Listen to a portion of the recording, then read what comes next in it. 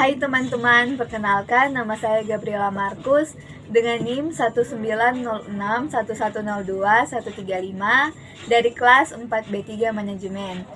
Video ini saya buat untuk memenuhi tugas dari mata kuliah Perilaku Organisasi. Pada video kali ini saya akan membahas 3 materi utama, yaitu yang pertama mengenai teori motivasi, yang kedua mengenai teori kepemimpinan, dan yang ketiga mengenai proses komunikasi. Teori motivasi yang pertama datang dari Abraham Maslow. Abraham Maslow adalah seorang psikolog yang berasal dari Amerika. Ia mengembangkan sebuah teori bahwa para manusia dimotivasi untuk memenuhi 5 kebutuhan dasar. Kebutuhan dasar di sini diatur menurut tingkatan atau secara hierarki. Maslow mensugestikan bahwa kita harus mencapai kepuasan dari level terendah. Teori kebutuhan hierarki Maslow merupakan alat motivasi sederhana dan penting bagi para manajer untuk memahami dan menerapkannya. Nah, teori yang kedua itu teori X dan Y. Teori X dan Y ini berasal dari Douglas McGregor. Ia adalah seorang profesor manajemen di MIT Sloan School of Management yang kemudian ia mengemukakan dua teori yang kontras, yaitu teori X dan teori Y. Teori X dan teori Y ini pada dasarnya merupakan teori perilaku yang dimuat dalam bukunya yang berjudul The Human Side Enterprise di tahun 1960. Teori X ini menyatakan bahwa pada dasarnya karyawan yang bekerja pada suatu perusahaan secara alami tidak termotivasi dan tidak suka bekerja. Dengan asumsi dan anggapan yang demikian, maka manajemen akan cenderung menggunakan gaya otoriter dalam mengoperasikan perusahaannya. Sedangkan teori Y ini menyatakan bahwa pada dasarnya karyawan yang bekerja pada suatu perusahaan menyenangi pekerjaannya, termotivasi dan kreatif. Dengan asumsi dan anggapan yang demikian, maka manajemen akan cenderung menggunakan gaya manajemen yang partisipatif. Pada teori X, gaya manajemen ini menyimpulkan bahwa pekerja pada dasarnya yang pertama tidak suka bekerja. Yang kedua, perlu diawasi, dipaksa, diperingati untuk mengerjakan pekerjaannya. Yang ketiga, membutuhkan pengarahan dalam mengerjakan tugasnya. Yang keempat, tidak menginginkan adanya tanggung jawab. Dan yang kelima, tugas yang diberikan harus diawasi setiap langkahnya atau step by step pengerjaannya. Menurut pengamatan Douglas McGregor, karyawan yang bertipe X ini sebenarnya hanya minoritas. Namun, untuk mengendalikan sebuah perusahaan yang memiliki jumlah yang banyak atau perusahaan manufaktur yang berskala besar, manajemen teori X ini mungkin harus diberlakukan. Sedangkan pada teori Y ini beranggapan bahwa karyawannya yang pertama bertanggung jawab penuh atas semua pekerjaannya dan memiliki motivasi yang kuat untuk mengerjakan semua pekerjaan yang diberikan kepadanya. Yang kedua, hanya memerlukan sedikit bimbingan atau bahkan tidak memerlukan bimbingan dalam menyelesaikan tugasnya. Dan yang ketiga, beranggapan bahwa pekerjaan adalah bagian dari hidupnya. Dan yang keempat, dapat menyelesaikan tugas dan masalah dengan kreatif dan imajinatif. Dalam organisasi atau perusahaan yang mengadopsi gaya manajemen berdasarkan teori ini, semua karyawan yang terlibat dalam pengambilan keputusan dan memiliki tanggung jawab yang baik. Teori selanjutnya ada teori dua faktor. Teori ini dikembangkan oleh Frederick Irving Herzberg. Ia adalah seorang psikolog asal Amerika Serikat. Ia dianggap sebagai salah satu pemikir besar dalam bidang manajemen dan teori motivasi. Ia menyatakan bahwa ada faktor-faktor tertentu di tempat kerja yang menyebabkan kepuasan kerja. Sementara pada bagian lainnya, ada pula faktor lain yang menyebabkan ketidakpuasan. Dengan kata lain, kepuasan dan ketidakpuasan kerja itu saling berhubungan satu sama lain. Dua faktor yang dikemukakan oleh Frederick Herzberg itu dialamatkan pada faktor intrinsik dan faktor ekstrinsik. Nah, faktor intrinsik ini adalah faktor yang berhubungan dengan kepuasan kerja. Faktor ini adalah faktor yang mendorong karyawan untuk termotivasi, yaitu adanya daya dorong yang timbul dari dalam diri masing-masing.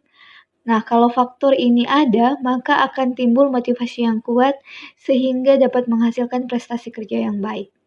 Sedangkan faktor ekstrinsik yaitu faktor yang dihubungkan dengan ketidakpuasan. Faktor ekstrinsik ini yaitu daya dorong yang timbul dari luar diri seseorang, terutama dari organisasi tempatnya bekerja. Teori motivasi selanjutnya datang dari David McClelland. ia memiliki 3 poin kunci. Menurutnya, seseorang dapat mencapai motivasi dengan 3 hal.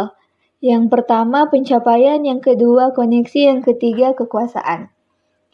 Kebutuhan akan pencapaian adalah dorongan untuk berprestasi untuk pencapaian yang berhubungan dengan serangkaian standar.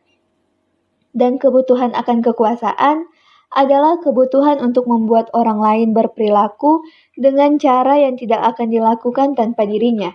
Sedangkan kebutuhan akan koneksi adalah kebutuhan untuk hubungan yang penuh persahabatan dan interpersonal yang dekat. Oke teman-teman, tadi telah dibahas mengenai 4 teori awal teori motivasi. Sekarang kita akan masuk ke materi selanjutnya, yaitu mengenai teori kepemimpinan. Kepemimpinan adalah terjemahan dari bahasa Inggris, yaitu leadership, yang berasal dari kata leader. Kata leader muncul pada tahun 1300-an, sedangkan kata leadership muncul belakangan, yaitu sekitar tahun 1700-an. Hingga tahun 1940-an, kajian tentang kepemimpinan itu didasarkan pada teori sifat. Teori kepemimpinan sifat adalah teori yang mencari sifat-sifat kepribadian, sosial, fisik, ataupun intelektual yang membedakan antara pemimpin dan yang bukan pemimpin. Berdasarkan teori ini, kepemimpinan itu dibawa sejak lahir atau merupakan bakat bawaan. Misalnya, ditemukan adanya 6 macam sifat yang membedakan antara pemimpin dan yang bukan pemimpin, yaitu ambisi dan energi, keinginan untuk memimpin, kejujuran dan integritas, rasa percaya diri, intelijensi, dan pengetahuan yang relevan dengan pekerjaan.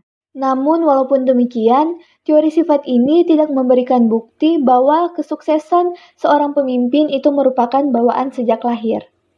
Antara tahun 1940-an hingga tahun 1960-an, berkembang teori kepemimpinan tingkah laku.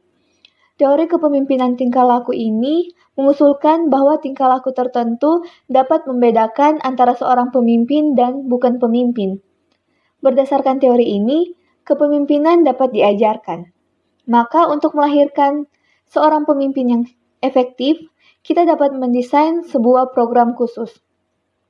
Teori kepemimpinan muktahir berkembang antara tahun 1970-an hingga tahun 2000-an. Teori yang berkembang selanjutnya itu tidak hanya didasarkan pada sifat, tingkah laku, atau situasi tertentu, melainkan didasarkan pada kemampuan yang lebih pada seorang pemimpin dibandingkan dengan yang lainnya. Tadi juga telah dibahas mengenai teori kepemimpinan yang telah dijelaskan secara singkat bagaimana teori kepemimpinan itu berevolusi dari teori sifat. Sekarang kita akan masuk ke materi yang ketiga, yaitu mengenai proses komunikasi. Komunikasi adalah suatu proses penyampaian informasi yang berupa pesan, ide, gagasan dari satu pihak pada pihak yang lain. Nah, di sini ada bagaimana proses komunikasi itu terjadi. Yang pertama di sini ada pengirim. Pengirim ini adalah si penyampai pesan atau komunikator.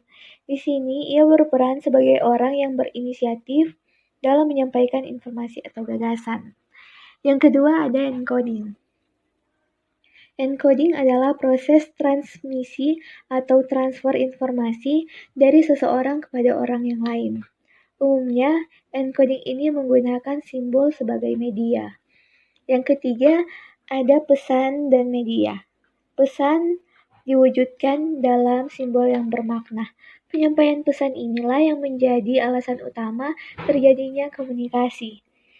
Selanjutnya media. Media itu disebut sebagai saluran komunikator yang digunakan sebagai alat untuk menyampaikan informasi agar diterima oleh komunikan. Selanjutnya ada decoding. Decoding ini adalah proses di mana komunikasi akan menerjemahkan proses melalui lambang yang disampaikan oleh komunikator kepadanya. Lalu ada penerima. Penerima ini berperan sebagai orang yang menerima pesan atau komunikan. Selanjutnya ada respon. Respon di sini adalah tanggapan atau reaksi komunikan yang ditunjukkan terhadap informasi yang diberikan oleh komunikator setelah pesan tersebut diterima. Selanjutnya ada umpan balik. Umpan balik atau feedback adalah wujud dari reaksi komunikan terhadap pesan yang disampaikan. Reaksi ini ditunjukkan dengan cara memberikan kritik, saran, dan sebagainya sebagai balasan. Nah, di tengah itu ada noise. Noise di sini merupakan gangguan tidak terencana yang sering terjadi dalam proses komunikasi. Ini bisa membuat misunderstanding akibat perbedaan pemahaman antara komunikator dan komunikan tentang informasi yang disampaikan. Dalam proses komunikasi atau dalam teori komunikasi, ada satu teori yang cukup terkenal yaitu teori jendela Johari. Teori jendela Johari adalah sebuah teknik yang diciptakan pada tahun 1955 oleh dua orang psikologi Amerika yaitu Joseph Luft and Harrington Ingham. Nah, dapat diketahui bahwa konsep jendela Johari yaitu menggambarkan sebuah jendela yang mencerminkan jendela komunikasi dan transformasi. Dalam proses memberi dan menerima umpan balik, baik berbentuk informasi, pujian maupun kritik dari orang lain untuk kepentingan pengembangan kepribadian seseorang.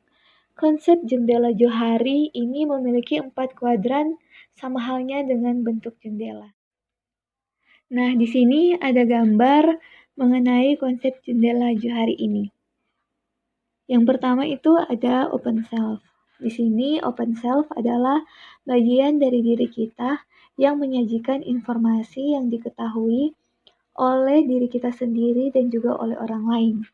Ini mencakup nama diri, warna kulit, usia, agama, genre, dan lain sebagainya. Menurut Joseph, makin kecil bagian dari open self ini, maka makin buruk komunikasi yang akan berlangsung. Komunikasi tergantung pada tingkat keterbukaan di mana kita membuka diri kepada orang lain dan kepada diri kita sendiri. Jika kita tidak mengizinkan orang lain mengetahui tentang diri kita, komunikasi antara kita dan orang lain tersebut akan mengalami kesukaran. Untuk meningkatkan komunikasi antara pribadi dengan orang lain, kita harus memperlebar daerah open self ini. Yang kedua ada blind self. Dalam diri kita terdapat daerah yang disebut dengan daerah buta. Daerah ini adalah segala sesuatu tentang diri kita yang diri kita tidak ketahui, namun dapat diketahui oleh orang lain. Seperti hal-hal positif maupun negatif yang ada dalam diri kita. Karena adanya daerah buta ini akan membuat komunikasi menjadi tidak efektif. Maka kita harus mengusahakan agar daerah ini jangan terlalu besar dalam diri kita. Untuk menghilangkan daerah ini adalah hal yang tidak mungkin. Namun kita dapat memperkecil daerah ini. Yang ketiga ada hidden self area. Hidden self area ini merupakan wilayah yang berisi mengenai hal-hal yang kita ketahui dari diri kita sendiri maupun dari orang lain yang kita simpan untuk diri kita sendiri. Misalnya, kita menyimpan rahasia kita, ketakutan kita, masalah kita, dan lain sebagainya. Dalam menyingkapkan diri kita pada orang lain, terdapat dua ekstrim. Yang pertama, yaitu kita menceritakan semua tentang diri kita kepada orang lain. Di sini berarti daerah hidden self ini sangat kecil. Nah, pada ekstrim yang lain yaitu kita sama sekali tidak menceritakan tentang diri kita pada orang lain. Orang-orang seperti ini umumnya takut untuk membuka diri antara orang lain karena takut mungkin ditertawakan ataupun ditolak. Pada daerah ekstrim ini, daerah hidden self itu sangat besar. Dan yang terakhir adalah unknown self. Dalam diri kita terdapat wilayah yang tidak dikenal. Daerah ini merupakan aspek dari diri kita yang tidak diketahui baik oleh diri kita sendiri maupun oleh orang lain. Kita mungkin akan mengetahui aspek dari diri kita yang tidak kita kenal ini melalui kondisi tertentu. Misalnya melalui kondisi ketika kita dihipnotis.